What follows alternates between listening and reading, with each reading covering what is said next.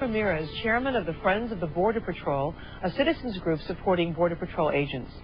We say good morning to you, Mr. Ramirez. Thank you for having me on. Now, this week you announced that you're moving the start date of your Border Watch to September 16th, Mexican Independence Day, and you say that you picked that day to be in solidarity with Mexican citizens?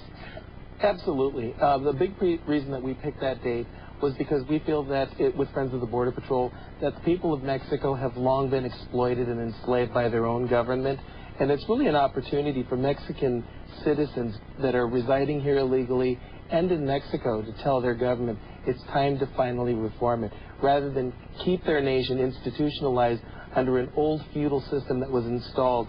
Can you see that some might interpret that date, though, as when you line up along the border as kind of an in-your-face kind of a gesture on that day? To the Mexican government, absolutely.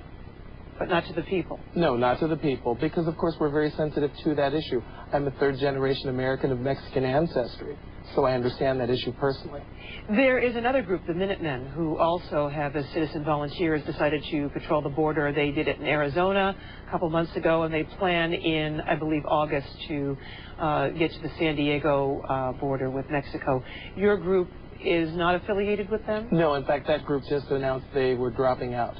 They were going to drop out. Yes. And they, though, in their earlier incarnation, were carrying weapons. They felt for self-protection. Some felt that that was their right to do that. What would you say to those who you're asking to volunteer? The only people we're going to ask or allow to be volunteered are those who are active duty or off-duty or retired law enforcement personnel. Of course, they already do that same type of job in their professional occupation. So, of course, naturally, they'll be carrying it in the same way. And of course, we're looking for those permits as well, individuals who may be off-duty or retired, well, especially for the retired. That's not necessarily a guarantee that they will have a permit. All this is about the Border Patrol, and does it have enough personnel to do the job that it does? There is a proposal that there be 2,000 more Border Patrol agents. The Bush administration, I believe, was proposing 210. Quite a difference in number there. Do you think simply this is a matter of not enough manpower, or are there larger issues at play here? Much larger issues. And one of the biggest issues is the fact that this administration does not have the will to enforce that. Basically, last March 23rd, when the president met with President Fox and Prime Minister Martin of Canada, they were talking open borders. We have a transcript available at our website so people can read the president's own words. That's why they don't have the will. They're putting profits over safety. If you're a border resident living along the California or Arizona border, you live in horror, you live in fear. If you're a woman or a man, you live with a gun under your pillow because you're not sure if it's going to be a drug dealer or a coyote that is attempting to gain entrance to your property that may murder you.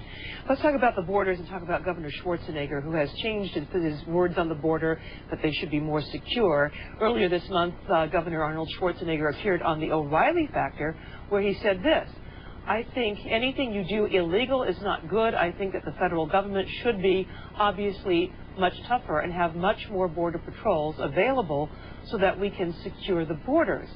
And then he went on to say, we ought to really all get together and inspire the federal government to just do a better job and to come up with a permanent solution.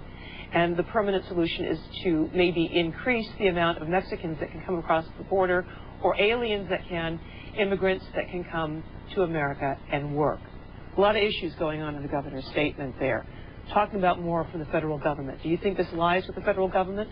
Yes, it absolutely does, because, of course, immigration policies are set by the government. Well, actually, right now, if you look at how our immigration policies are being pushed, Mexico City is setting U.S. immigration policies. So do you think that all of the stand happens at the border with the Border Patrol, not through employer sanctions and some of the other issues we've discussed earlier in this program? Well, that's actually what's bringing people to America. When you look at the past two State of the Union addresses, the President of the United States has talked about jobs that Americans won't do. Well, I think he has it wrong. What he should be talking about is jobs that Americans did that they're not being offered. All right, thank you for joining us. We are completely out of time, and we want to thank our viewers for joining us this morning for Eyewitness Newsmakers. For the latest news of the day, tune in at